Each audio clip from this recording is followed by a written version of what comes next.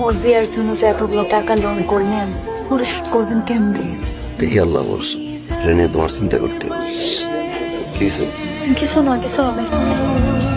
একটা জাহান নামের মধ্যে রাখছে তোমারে। জাহান্নামে থাকার পরেও সারাদিন কাজ করার পর একটা জামাই যখন তার বউর সামনে এসে একটা হাসি দেয়, তখন প্রত্যেকটা বউ সেই জাহান্নামের মধ্যে জান্নাত খুঁজে পায়। আর আপনি ওই জান্নাত।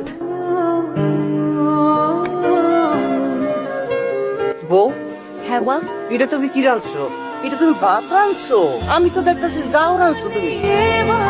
আচ্ছা, ভাত এইভাবে রান্না করে? আমি কি অসুস্থ মানুষ যে এই যাও কামু? আমি তো সুস্থ মানুষ, আমি ভাত খামু ভাত। সত্য করে পাও তো তুমি। তুমি চাও কি? তুমি কি চাইতেছো দিনের পর দিন আমরা অত্যাচার করে যাইবা, আর সেই অত্যাচারে আমরা বাড়ি ছেড়ে চলে যাবো গা? এই তুমি বুঝতেছো না? তোমার এই বউ আমগোর লগে একসাথে